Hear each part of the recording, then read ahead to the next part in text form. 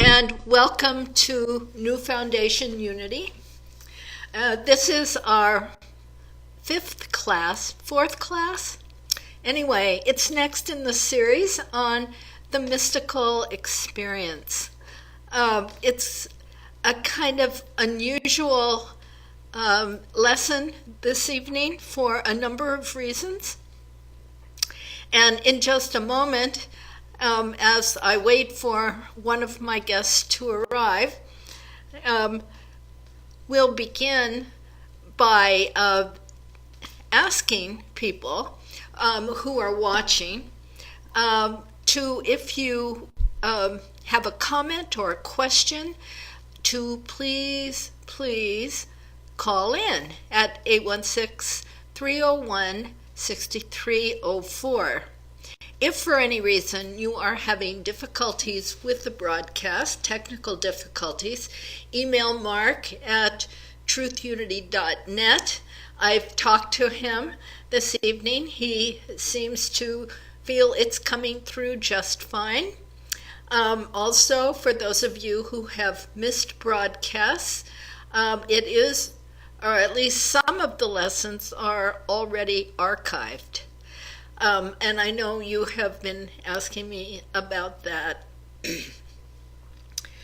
So also, if you are too shy to call in, please email me so I know to whom I am speaking. And now, as we begin our time together, I invite you to close your eyes and begin to center yourself in that quiet place at the center of your being. That secret place of the Most High. That realm from where mystical experiences come and the message that it carries. That message that is your message to bring to this world. And everything needed to bring it forth. And so for a few moments in the silence, let us rest in that awareness of that one source, that one infinite source in the silence.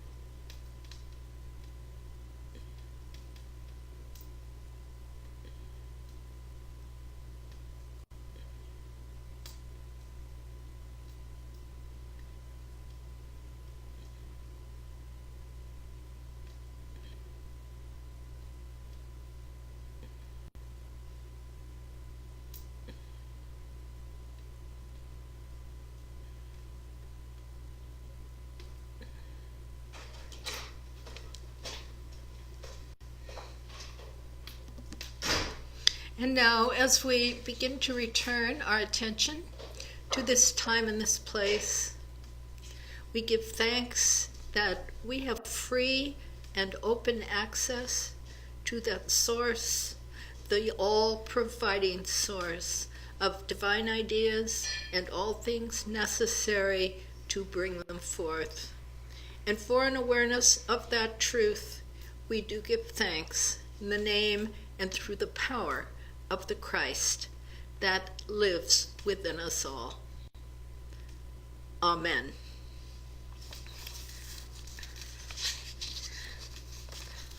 I would like to begin with a few quotes that I would like for you to ponder, and if you so choose, to comment on. Here is one of them. We walk a knife edge between complete chaos and a golden age, while strong forces push toward chaos. Unless we, the people of the world, awake from our lethargy and push firmly and quickly away from chaos, all that we cherish will be destroyed in what will follow. All right? It's also what some have called a thin line between madness and enlightenment. Second, that's a quote that I am asking people to ponder in the course of the lesson tonight. The second one, this is a question from me. You remember that we had, and this is still a very common theory, at least throughout Unity, that every religion, every spiritual teaching begins with a mystical experience by a person, all right? A mystic has this. It's an individual, direct experience. And that mystical experience gives rise to a message that is absolutely yours to share.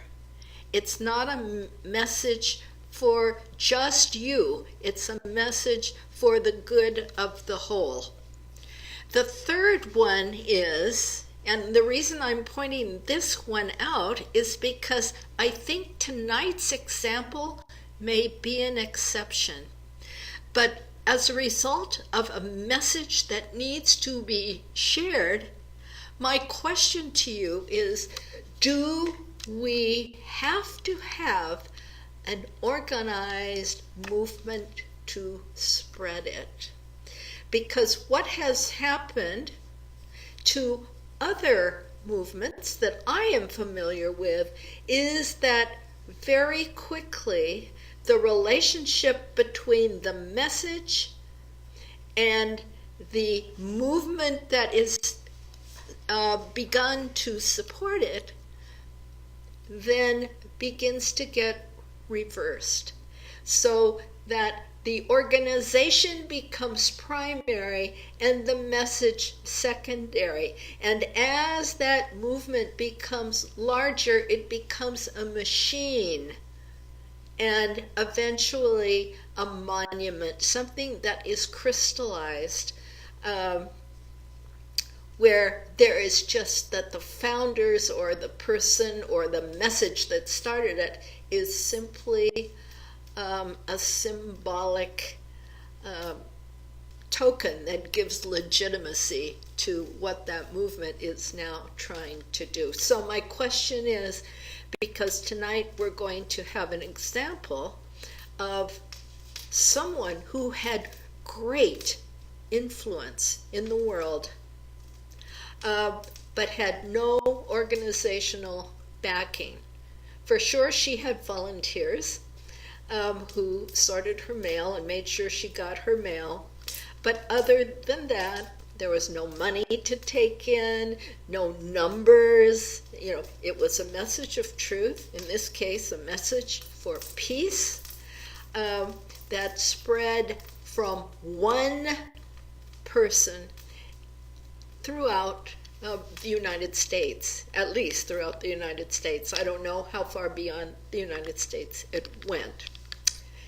It's different in another regard, and that is that, we tend to give a lot of weight to biblical examples because we know, those guys, prophets, and and they were often martyred, and we pay a lot of attention to them. But what about someone who lived during our lifetime? Now, Myrtle was a little bit, she passed before at least some of our lifetimes. But this woman that I'm going to speak about tonight actually was spreading her message starting in 1953. And for 28 years, she walked the United States 7 times. She covered all 50 states.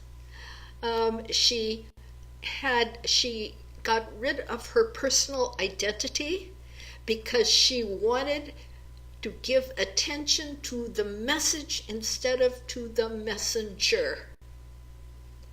And extremely interesting. And the other thing that I find so intriguing is that this is the best roadmap I have ever seen of a spiritual journey and what the commitment looks like and the steps that she took to develop inner peace. Because basically her message was, the peace song, let there be peace on earth and let it begin with me. She said, I shall remain a wanderer until humankind, has learned the way of peace. So let me start. Her name, she always went by Peace Pilgrim.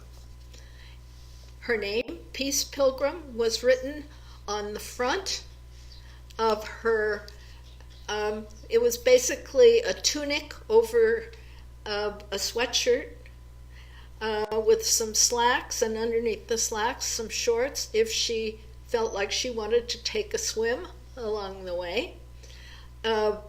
Everything about her pilgrimage emerged, and she chronicled this in her notes, that this was the mountaintop experience. This was my prayer. This is what happened next. It's quite amazing, and if you have read this, and I certainly recommend it, it's fun and exciting reading.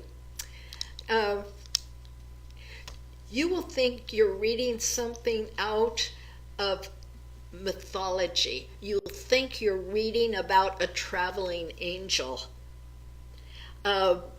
She got to the point where she felt so light that she felt like she was walking about 2 or 3 inches off of the ground. That's what Ernest Wilson said of Myrtle Fillmore, too, that she was light, and she walked across the room like floated. There's another similarity with Myrtle, and that is that it began with a love of nature. That's how this whole story begins. So on the back of her tunic, and by the way, I was in a bookstore one time getting one of Peace Pilgrim's books. She didn't write any of the books, but people, after she died, they gathered together all the things that she had written in her letters and all, and put it together in a book. So I was in the bookstore, and a friend of mine, when she saw I was interested in Peace Pilgrim, she said, "My mother sewed her clothes for her." And I thought, yeah, this was a real person. She had the kind of discipline and commitment that has always been true of the mystical life.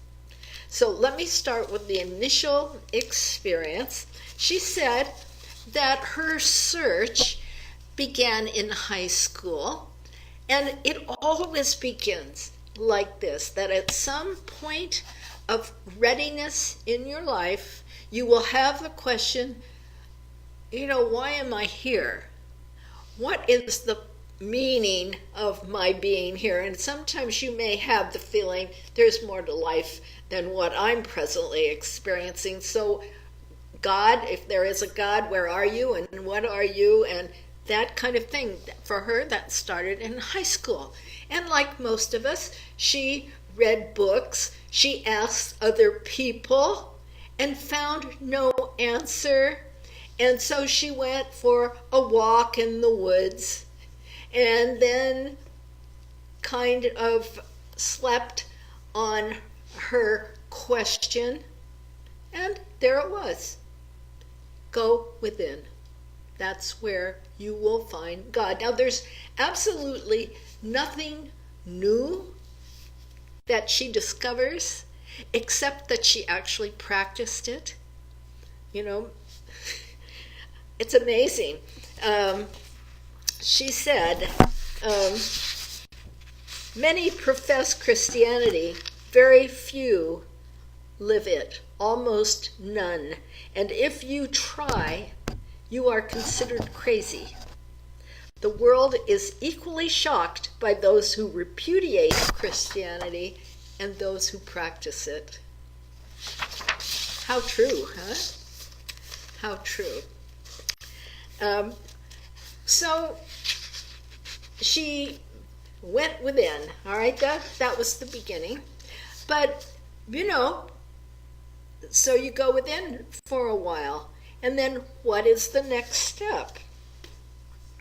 Did she have a specific practice that, or I tell you, I would swear, if I didn't know the dates, I would say that she was a member of Unity, but she had no formal religious training.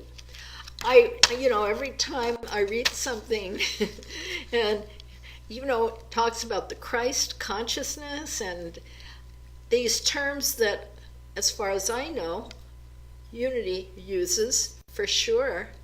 And she actually was alive at the time. She was born in the early 20th century. Myrtle was still around, so was Charles. But in any case, and so she started out as a total unknown, but became popular to the point where she was on TV shows and radio shows, spoke in colleges, and after she reached her 25,000-mile goal, she accepted rides, she accepted plane fare, she carried no purse, no script. She obviously knew the teachings of Jesus, and it was a total walk on faith. She had no money. She had a few objects that she had in her pocket: a comb, a toothbrush, a ballpoint pen, her little brochures called Steps to Inner Peace, and whatever unanswered mail she had. That was it. That was it. And she would have her mail delivered at certain points along the journey.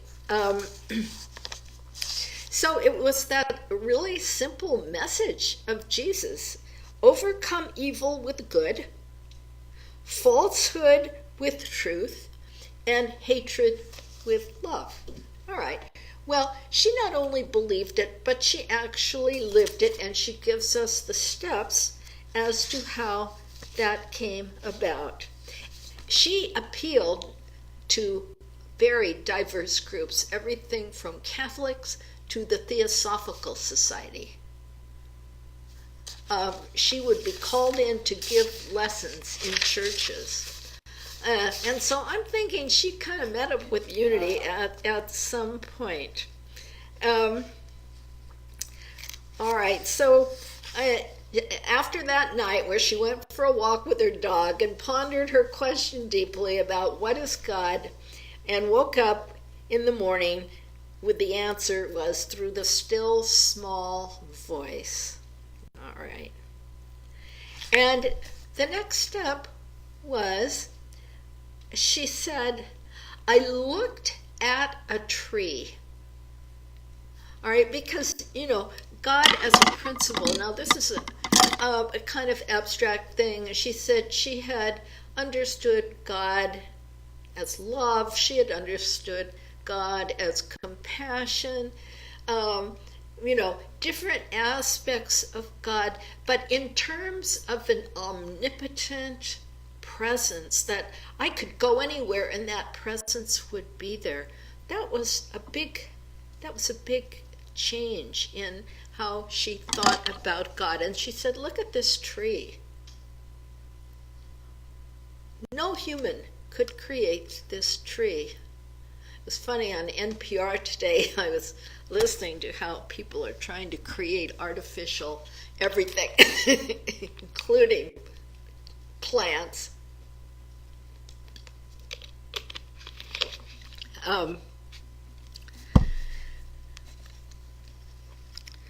So she had this realization also about this time because she, like most of us, grew up with the notion that to be successful required things and money. That's how, in the outer world, we measure success. If you ask someone, why do you want your kids to go to college? Oh, so they'll get a good job. It has nothing to do with that education that we talked about last week that comes from Latin, that drawing forth of that knowledge that is already there within us to guide our lives. So she began her journey with that premise that she had a purpose, and she knew that it wasn't to have money and stuff, but then she laid out this plan which she followed. She didn't try to take on everything at once, but how do you get rid of those things that we're told that we need and that we have somehow bought into to some degree?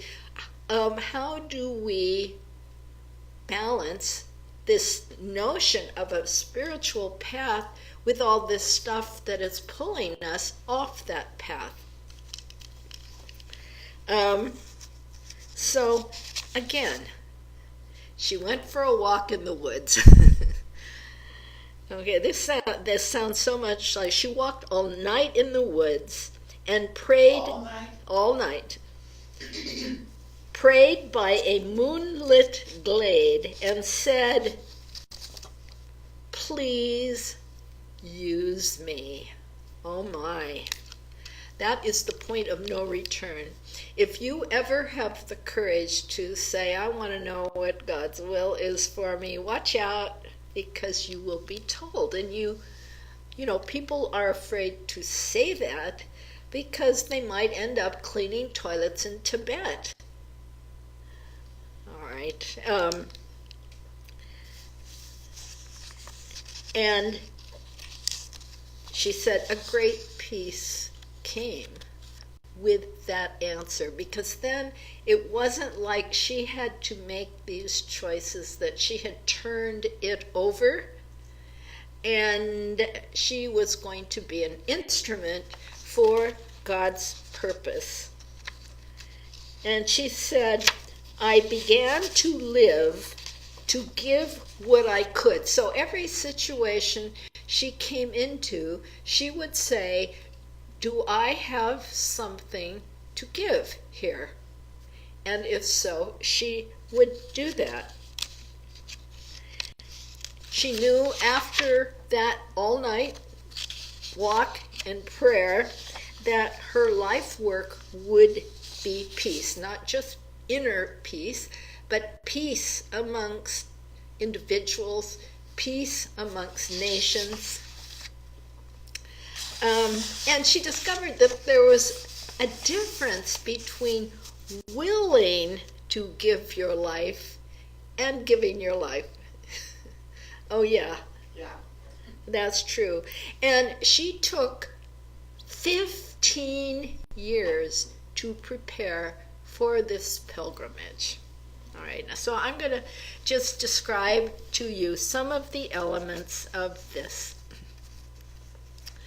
So she understood that our bodies, our minds, and our emotions can either be supporting the stuff and the things, the material things that we're told we need to have to be successful, or we can turn them inward.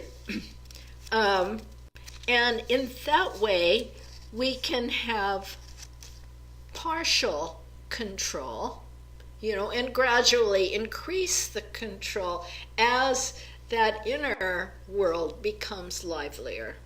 Okay. So she says, here's what came to her: be humble and listen only to the Christ within.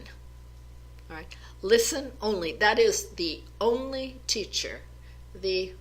What is called the Holy Spirit sometimes, but the Christ within. She said, I devised a project for myself. I listed all the things that I believed in and decided that I would live like I believed them. All right. And so that there are things that I do that I shouldn't, and there are things that I don't do that I should. Ever had that situation? Absolutely. And so she decided that it takes the living part a while to catch up with the believing part. It's really easy to say, yes, I believe in peace. I believe in God. I believe in, whatever. And then to actually have everything in line so that you can be that, and someone meets you and say, that is the most peaceful person I have ever met. And she also had the realization, and Emily Cady had the same realization, that as you use the light you have, more light is given to you. And that is very true. If you use what you have, more is given. And if you give that, then you will receive more. And then she said, so number one is have this right attitude. And right attitude isn't positive thinking. It's saying, I'm not going to live on this shallow, superficial level where it's only money and stuff that is meaningful. Dive deep. So that's the attitude. You have to go deeper if you want to find out, if you want to develop spiritually. And then find out, ask, what is my special place in this grand design? This is extremely important because it's not enough to know that there's one great divine plan that is controlling the planets and that is orchestrating everything that goes on in the universe. I mean, that's pretty big, but I have a part in this. And so what is my special place? That is what needs to be realized and lived. I mean, there are still people who say, I'm trying to decide what I want to do when I grow up. Yeah? That's what we ask kids. And then give priority to doing good in every situation. And that starts with right prayer. Now, right prayer means going within in the silence and listening to the next step, listening to that inner guidance. Second, she volunteered. She volunteered for the American Friends Service Committee. She volunteered, in various places that are interested in peace. She said that if you know and do not do, you will be a very unhappy person. And then finally, simplify down to having only what you need. She said it was very uncomfortable for her to know that she had way more than she needed while other people had to do with less. Okay, so those are four sort of attitudes that she began to prepare with. Go deep inside, align yourself with that omnipotent omnipresence that we call God, find your place in it, and then simplify. All right, get rid of that which you do not need. She said we have these attachments to people, to places, to things that no longer support us. It doesn't mean that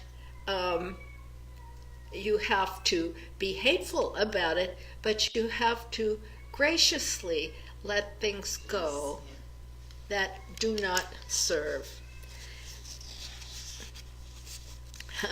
So then there's this next category she calls purifications.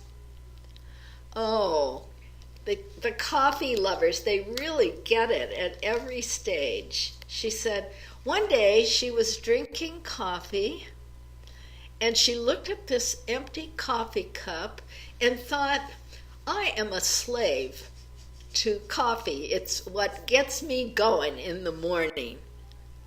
It's very addictive, I have to say. So from that point on, she said she missed it for a few days, but after that, no more coffee. And then she said she became a vegetarian. I mean, here's what she said. I could not ask someone else to do what I would not be willing to do. And I understand this. I would not be willing to kill an animal. All right. And so she realized that she couldn't kill an animal. That this sense of oneness had to do not just with everyone, but with all of God's creation, and that included the plants and growing things and animals, creatures. So then she took the next step and said, the most important thing about eating is to eat slowly and mindfully.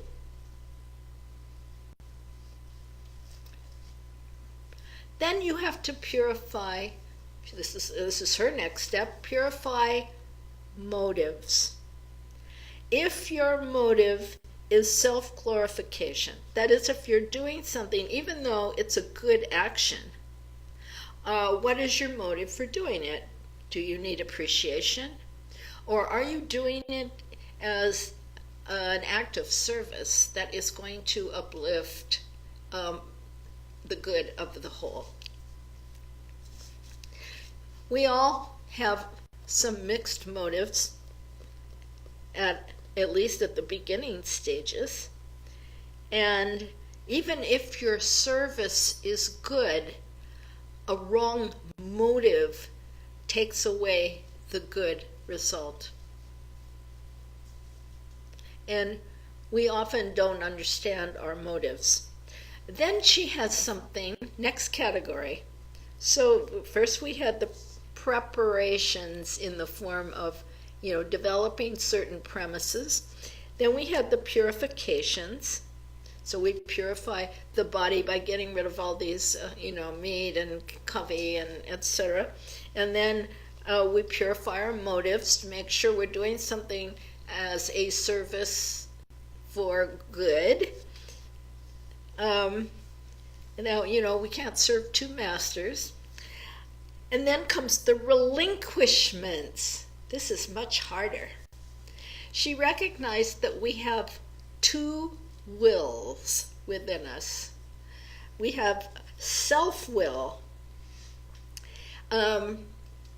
which is, of course, the ego, willful. We can be willful. I want my way. I want to do it this way. And she says that if you find yourself being willful, then just use that same energy to say or do something good. So it's not the willful willing. It's no. It's like there's habits. There are habits. She says the worst habit is worry. You have to purify the mind too. Worst habit is worry. And all that goes along with it, anxiety and fear and etc. But so we have to relinquish this sense of self-will. It's like seek ye first the kingdom of God, and then automatically you will be in tune and you will be willing. So the willingness is included in that initial step of going within and aligning yourself. So you have to relinquish the self-will, and you have to relinquish a feeling of separateness, that is, judging everything as it relates to you. All right? And work for the good of the whole. Okay. Attachments. Okay. Debilitating habits. Aggressive thoughts. Possessiveness towards people. To be free, we have to give freedom to other people to make their own choices. She says attachments are not for a lifetime. Separation takes place constantly, but it needs to be done lovingly. And then she talks about negative feelings. We all know about negative feelings. And here's what she found to be the result with this relinquishment. She did not have that burden of too many possessions. She didn't have the burden of spending time meaninglessly, doing things that she knew she should not do. She stopped doing things. She started doing things she knew she should do. It was like things began, once she got rid of some of these old habits and thinking and emotions and physical habits, that she said, I knew timelessness. spacelessness, and lightness, which is exactly the way Ernest talked about Myrtle Fillmore. I did not seem to be walking on the earth. There were no people or animals around, but every flower, every bush, every tree seemed to wear a halo. There was a light emanation around everything, and flecks of gold fell like slanted rain through the air. Most important was a realization of oneness of all creation, not just humans, but creatures and all things on earth. And now here, she said, a most wonderful sense of oneness with that which permeates all and binds all together and gives life to all.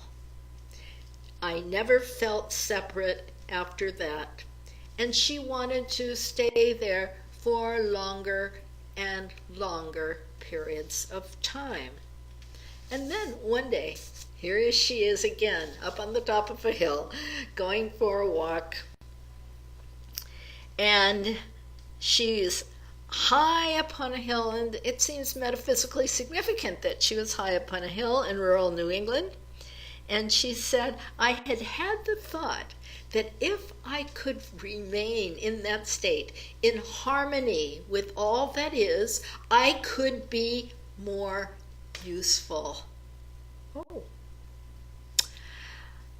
And then she reflected that every time she would slip back, that it was an impairment to that sense of being useful in the world. And here again, that point of no return, she said, I will now do the right thing. I saw in my mind's eye, walking along and wearing the garb of my mission, a map of the U.S.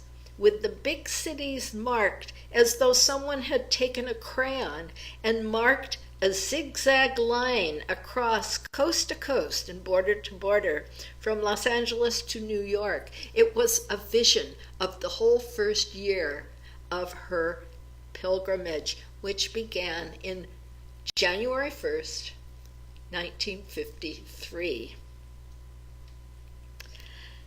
And that was it. You know, she had reached that state where she had absolute confidence, what we would call enlightenment. You know, she had gotten there. A lot of discipline, a lot of prayer. There was no more striving or straining. Nothing seemed difficult. Calm serenity and unhurriedness. I was living to give instead of to get. I never felt overcrowded. Endless energy. I can say to my body, this is a remarkable thing. One night, she was arrested for loitering because she was sleeping in a park. And a policeman came along and took her to jail, where she had to sleep on a cement floor. And she said, I can say to my body, go to sleep. And it happens. All right, so that's a big thing, to have that gap between your mind and having the obedience of your body, where let there be light and there is light. Amazing. She is amazing. Okay. She could sleep on cement just as easily as, on a feather bed. And so it's, again, like in the other situations, the message was more important than her descriptions of a walk in the woods and how things came to her. But it's very instructive to see the steps that she followed to get there, and the kind of commitment, and the people who put together these books. And there's a couple of quotes from the Bible. "Why do you call me Lord and do not what I say?" A real Christian would be living by the laws God taught. Real Christians would be living by the laws Jesus taught and allow their lives to be governed by the kingdom of God within. And then she said, this is a thought she had, that religion is not an end in itself. One's union with God is the ultimate goal. Immature people emphasize trivial differences instead of important likenesses. Differences lie in creeds and rituals. If you are guided to a faith, use it as a stepping stone to God, not as a barrier between yourselves and God's other people, or as a tower to hold yourself aloof from others. Seek God in the silence. God is revealed to all who seek. God speaks to all who will listen. Be still and know God.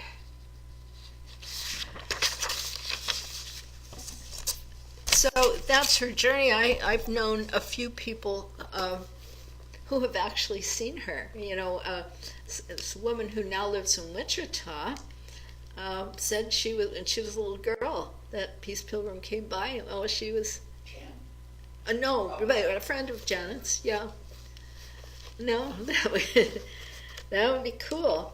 And then this book. This is the book that I took the lesson from. It's Peace Pilgrim, Her Life and Work, in her own words.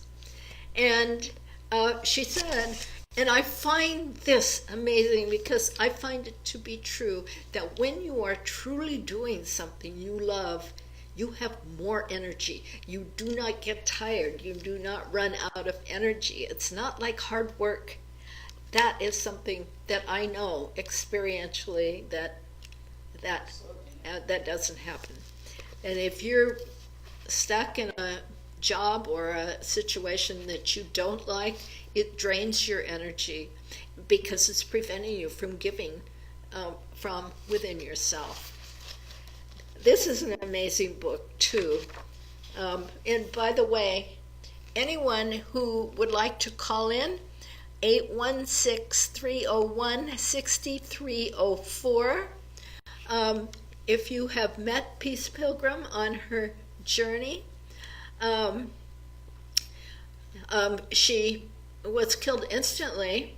After 25,000 miles, she accepted rides, and she was on a country road near, I think it was Knox, Indiana, on a 2-lane road. A truck came over the line, and she was killed instantly. And the woman who wrote this book said, or put together this book, said that I'm sure she would have wanted it that way. She had fulfilled her mission. And so she was like Myrtle in so many ways, this connection with nature.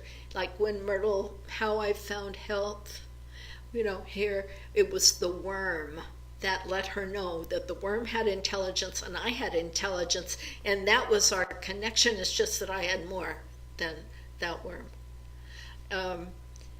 That Myrtle felt more joy from experiencing God in that world than she did listening to a sermon.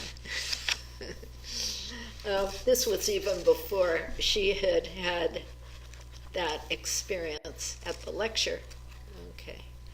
But also, Myrtle would speak with that same confidence and that same authority, and made that decision that she could do her work better on the other side, and that's something that the Aborigines did, that they would ask for guidance and say, is this my time? And if it was their time, they would walk into the desert and leave their body. And I have some theories about, why Myrtle did that. And like Peace Pilgrim, she did not like this sense of separation that came from ordained ministers and the rest of the people, implying that you were spiritually higher somehow than these people, not realizing that everyone had. That was the original vision.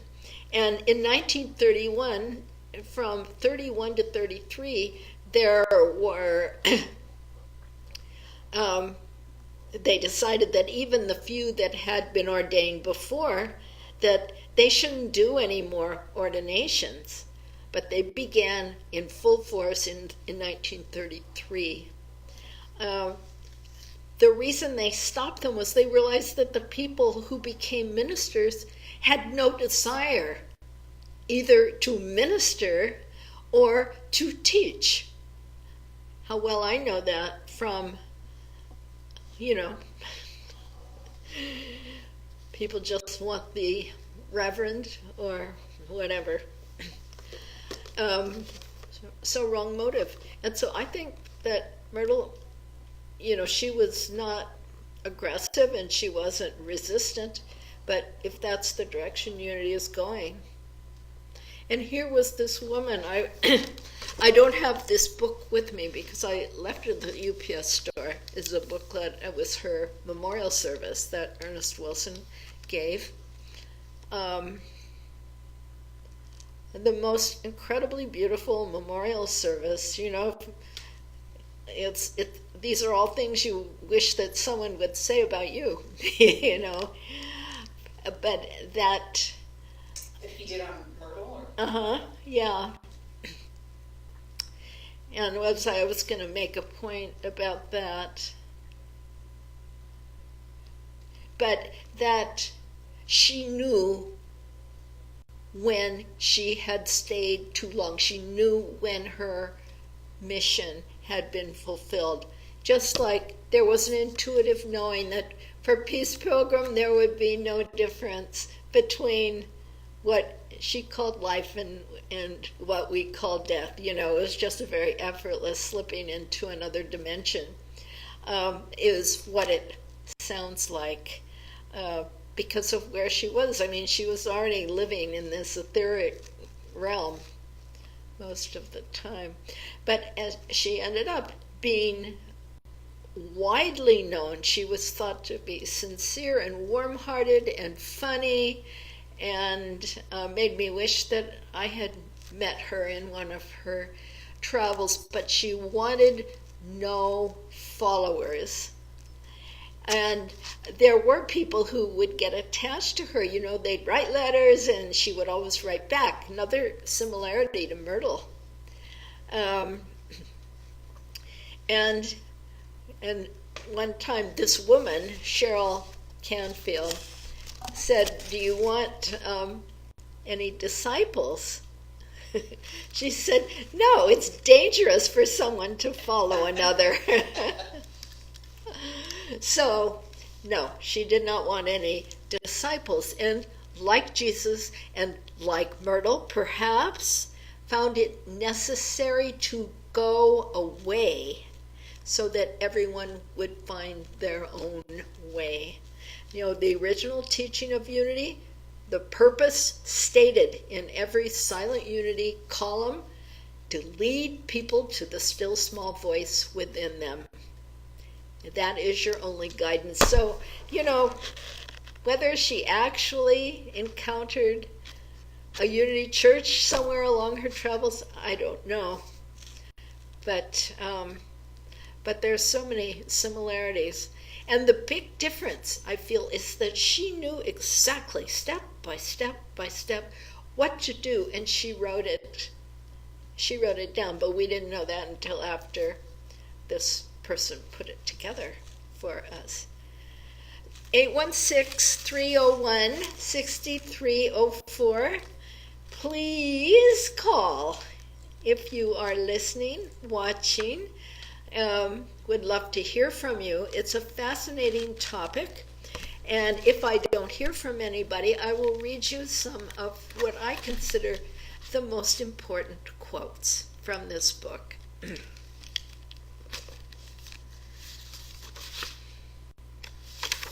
These are like little proverbs.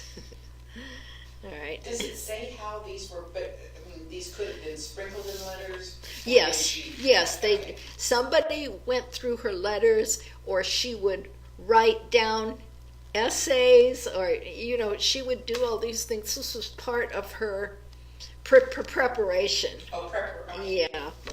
All right, so they found it, and there were poems. This is like Myrtle too, poems and songs.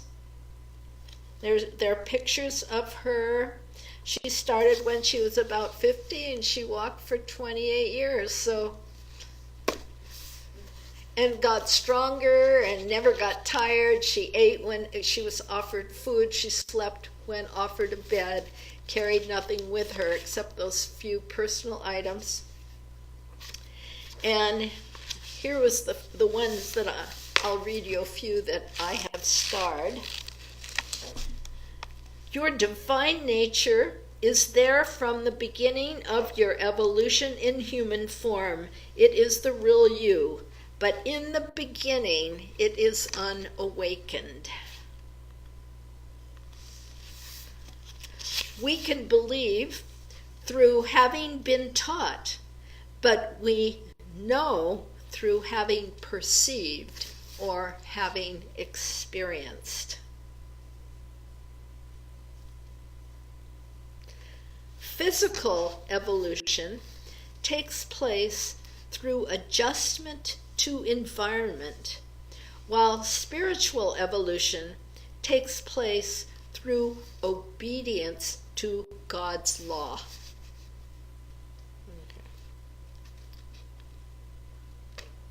The outer utopia would come when we have learned to share and not to kill each other. The inner utopia would come when we have all found inner peace. The first is foreseeable, the second will take a lot longer.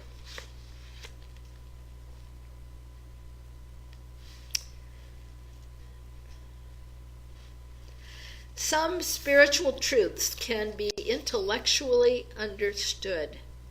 Some cannot. The spiritual life is that which cannot be perceived by the five senses. The beginning of the spiritual growing up is the time when you feel completely willing, without any reservation, to give your life and to leave the self-centered life.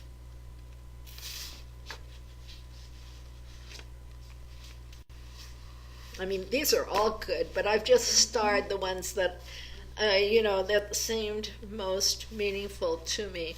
The illumination experience is the first glimpse of what the life of inner peace is like. It is a feeling of complete and absolute oneness with all creation.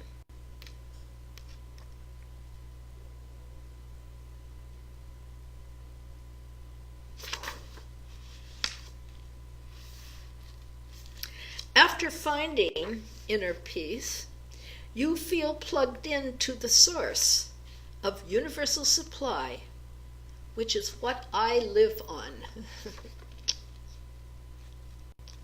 Infinite energy, you have, everything's provided. I think for me it was more important to do people who are living presently in the world, or recently in the world, than it was to do these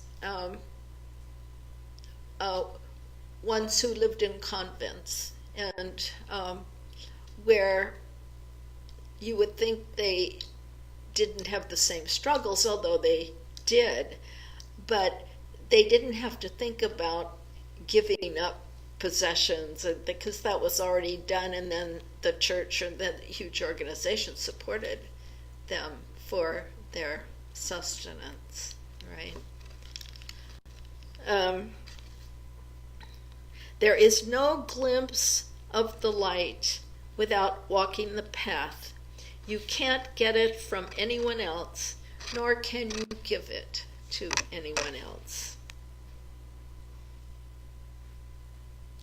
The spiritual growth pattern takes time, the same as any other growth pattern, and it was 15 years before I had completed the spiritual growing up and found inner peace.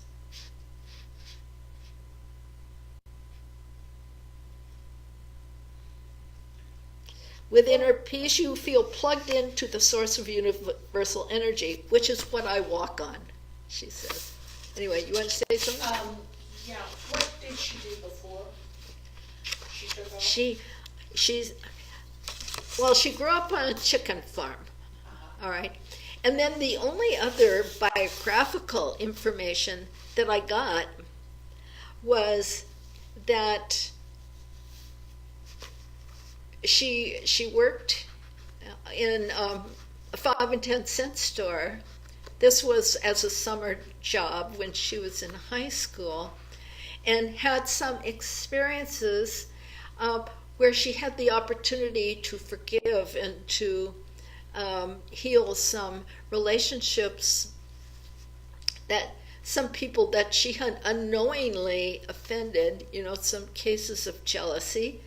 But in terms of, she must have done some, she went to college, she went to, and I've forgotten which one now. But in terms of how she lived, in the world, all it said was that she realized it was meaningless. She was not married, she had no kids. But, I wondered that myself. What was there to give up? And she started all this when she was how old? Well, she started it 15 years before 1953. So 53 is when she took off. That's when she started her pilgrimage. Okay. But the prior 15 years, she did a lot of volunteering, but that was part of her preparation. So 15 from 83, so when that would be 68. So she started this preparation for something new in 68, but by then she was already, if she was born at the beginning of the 20th century, she was probably 50. So, I don't know. She was obviously a good writer. So I would not be surprised if she had something to do with writing and decorating. She just completely gave up her given name, or? Yeah, she gave it up because, I know what it is, but she gave it up because she wanted to let go of all personal history. She said, once people have a desire, to know all the personal details. Like us. Yeah. Absolutely. We want to know. Yeah, well, so what did you do and what's your job and how do you like it and what are your qualifications and da da da da da da da. All right. And so here she's saying, we have all this potential. This is what struck me too when I first went to a lecture, a TM lecture. You have infinite potential. What's infinite potential? But it sounds like huge. I was always told I had a lot of potential, but that meant I wasn't using it, when your mother or father tells you that. So most human beings only scratch the surface of their real potential. They have no idea what they are capable of.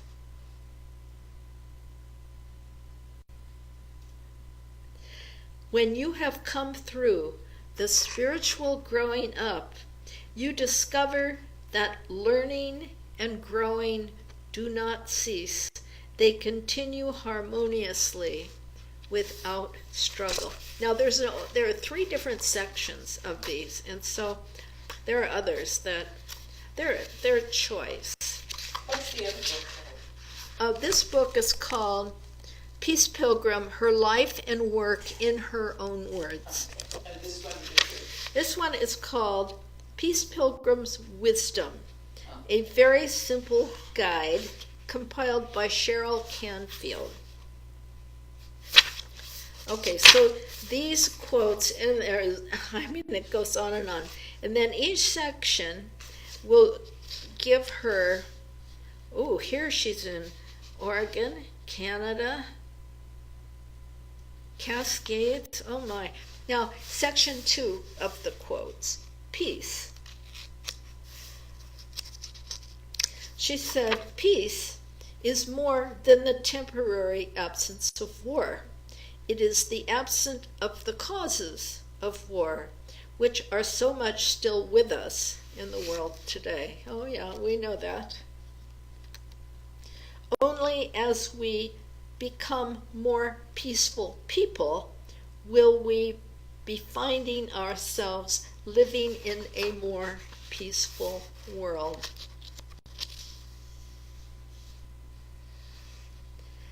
My prayer is that this war-weary world of ours will somehow find the way to peace before a Holocaust descends. See, she lived when she was growing up, and even at the time when she was walking, there was the, McCarthy era. And, and it's like that was kind of a scary time for people who were doing odd things. Mm-hmm. It was the Korean War, which, the communist scare, Cold War stuff. She lived through the Vietnam War. So, yeah, a war-weary world.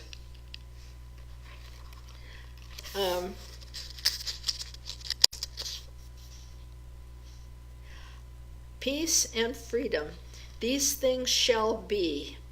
How soon these things shall be, whether now or whether after great destruction and new beginnings and eons of time, is up to us.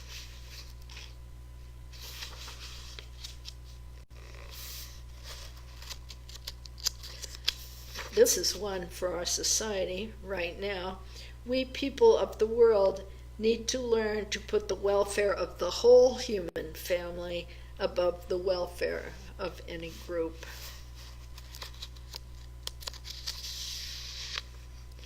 To inspire others, we must continue to think of peace and to know it is possible. What we dwell upon, we help to bring into manifestation. You see, this is all. Hey, out there, you folks, are you there? 816-301-6304.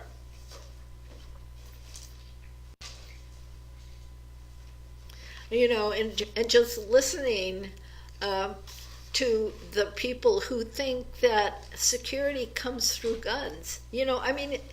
What an amazing thing to put your security in a gun, but large scale, then it becomes a war, it's.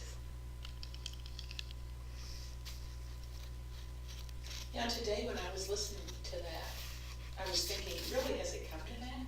Because that was really pretty, yeah. Pretty Oh. bald, yeah.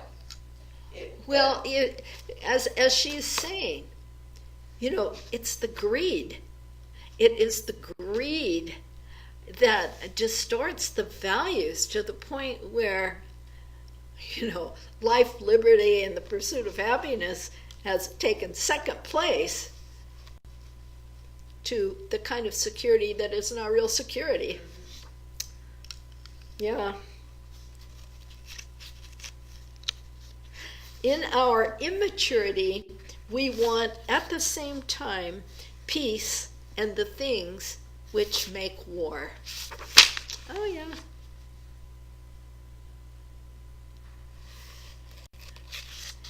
And it's good stuff. I mean, it's really good reading.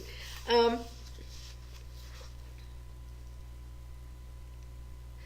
did you do her at the Unity of Independence? Not yet. Not yet. Okay. Not yet. Okay. But I'm doing it on Sunday. On Sunday. Yeah.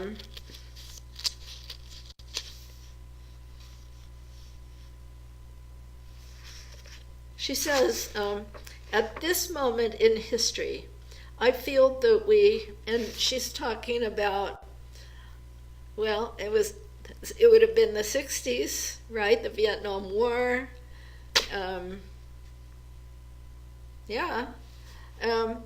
I feel that we are the most influential nation in the world, and if we were to turn in the direction of peace and a better way of life, if we were to live our religious teachings, I think the world would follow.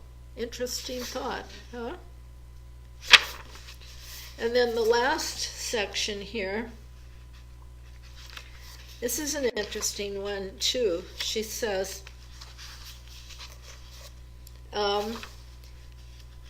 God created the universe as a school, a learning and growing experience for us. You can say love was the creative force. God is love, and whenever you reach out in loving kindness, you are expressing God.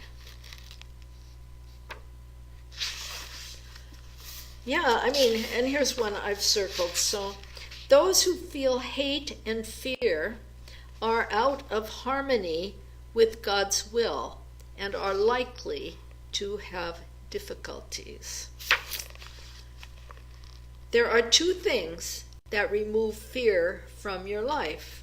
One is real love towards your fellow human beings. You cannot fear that which you really love. The other is a constant awareness of the presence of God.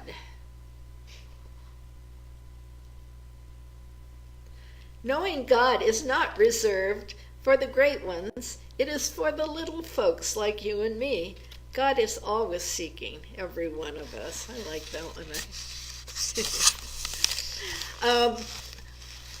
It seems like I have an audience of, let's see, a camera, a cat, and two cats, and a person, and Now you're not going to be unhappy and wanting more. oh no. God's guidance can only be known from within. We must remain open to it. This one I really like. I'm going to mark this one. Well, I think we ought to go through the offering stuff anyway. All right, we will. Smokey, do you hear that? Are you ready to contribute? Yeah. So, if you're listening or watching and you would like to contribute to New Foundation Unity, we would be most grateful. And so I invite you to hold your offerings in your hands and bless them with an awareness of that infinite source from which they come. One source, one substance, one giver and one gift. And as we bless our gifts with our hands, we affirm the offertory blessing, which is, what is our offertory? You just scared it out of me. Divine love through me blesses and multiplies all that I give, all that I receive, and my awareness of all that I am. Thank you, God. All right, let's see. There's still 10 minutes. If anybody would like to call in at the last minute and let me know that there's some real live people out there, or at the very least, please email me so I know to whom I am speaking. And even if there is no one, I mean, the vibration goes out in the air, and I've certainly enjoyed having you here.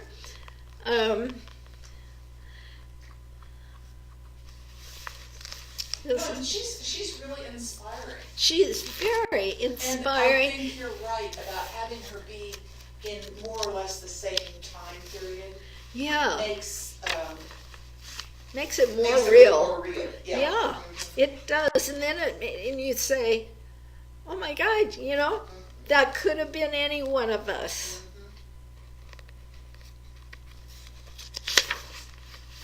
We really don't know anything about her beginnings.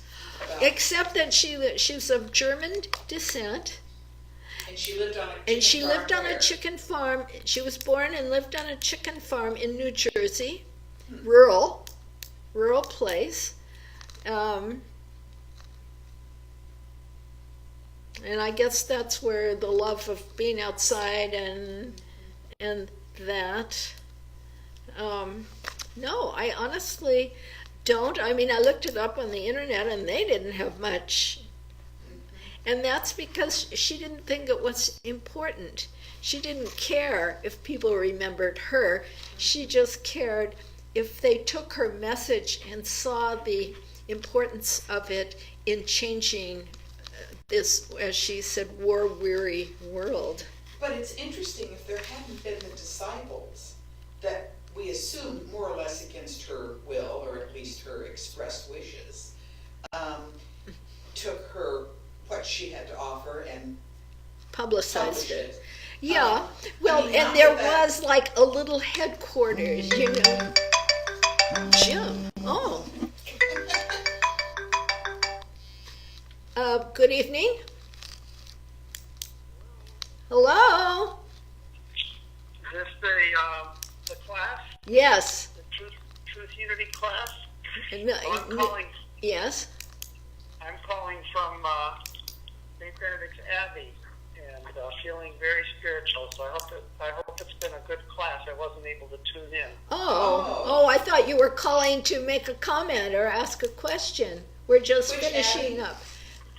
Which Abbey? Adine wants to know which Abbey. St. Benedict's in Atchison. Okay. So was there any good insight that you can share? The whole thing. The whole thing. Yeah. Yeah. I mean, that the whole lesson was on that. And so, her preparation for a spiritual life, and the commitment to it, and the results, and the similarities to Myrtle's journey, and the differences, and that she had no organization behind her, and the importance of not being attached to some organization. So it's all good. And then I've just, because nobody called in, I've just been reading some of the little quotes that I have a whole book just full of little quotes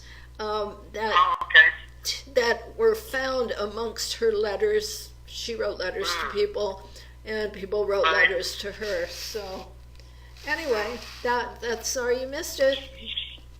Too bad. Well, I had a good experience of meditation in the silence here, and then rather than just automatically going and getting something to eat, I felt inclined to do a quick draft of a paper I've been working on, and I noticed that I was really in the flow and was not missing the food.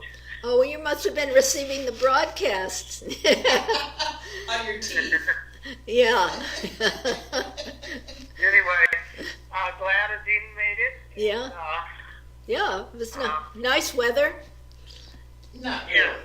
really. Okay. We had a fire, so All right. I'll call you later. okay. With Eleanor. All right. All right. Bye-bye.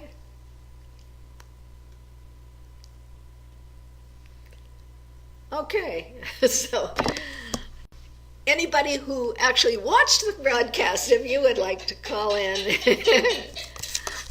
and I'll read you one or two more, Adine, and then we'll say good night.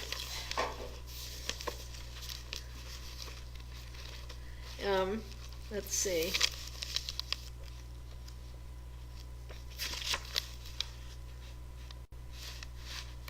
And there's all kinds of,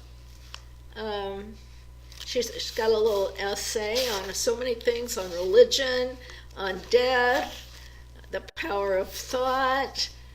Well, what if, I mean, this is an awful lot for her not to want, for her to have thought about and a lot of experience that she'd been through, to come to these It didn't. to just let it go. I mean, to not want any kind of documentation. Well, she felt it was more important to actually put these principles to work, you know. So she didn't really forbid people to. She had little brochures, like I have one on New Foundation Unity. It's called Steps to Inner Peace, you know, and that's pretty much it. And so this was all taken from letters. One thing that before she started her journey, and this is something that seems extremely difficult for me, would be for me, which is she actually fasted for 45 days under supervision of a doctor, a chiropractor that she knew. So, you know, so during that time there was no activity, just, and how she came out of the fast, and you eat one orange and then you have 2 oranges or something like that. But anyway, so I was thinking about that. The longest I ever fasted was for a week. And, That's nothing to sneeze at. but anyway, and then there's a passage on healing, and that healing means bringing your life into alignment with the divine purpose. You know, not only the big scheme of things, but your role in the big scheme of things. So, I mean, it's really quite, you know, and I realize this is like Marlo Morgan, one of the books that I absolutely cherish, and I only had the thought of it last night. Oh, this one? Yeah. Wow. Because I was going to, and I have another piece I want to do on Myrtle, because of these books I'm having printed, booklets that I'm having printed at the UPS store. But I thought that would be a fitting conclusion, you know, to end with Myrtle. But that she was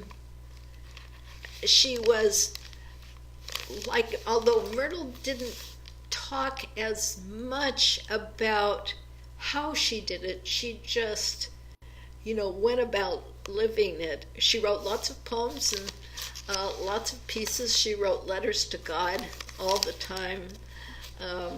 Where was her death in the publication spectrum? I mean, there were monthly and weekly publications. There was We Wisdom, but were there books, really books that were Myrtle? that she was Well, writing? she only wrote one book, and that was called We Wisdom's Way. And then there were 2 more, and then one was a collection of letters.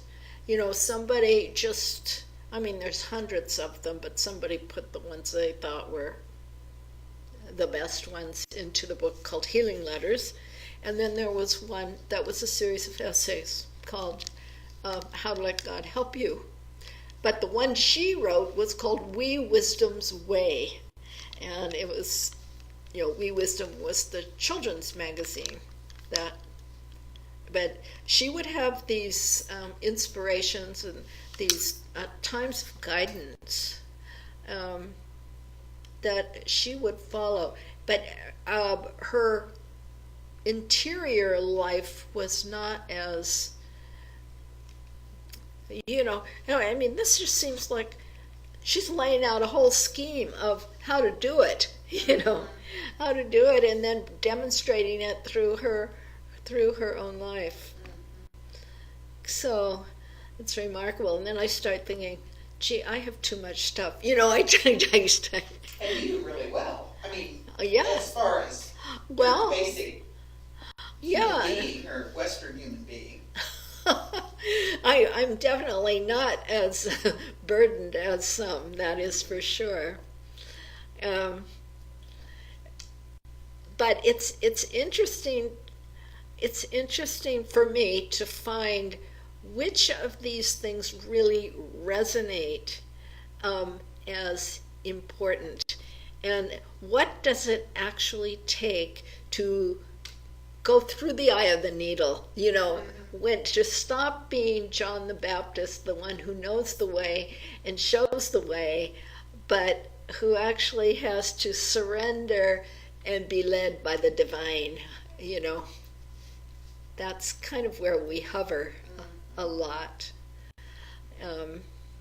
But the whole idea of simplifying things, that really resonates with me. Why do I have, 10 sweaters?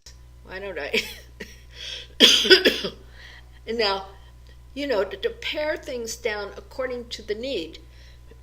So if you have a family, obviously, you're going to need more. I should say to all the folks out there or not, I wish you a very good evening and God bless you.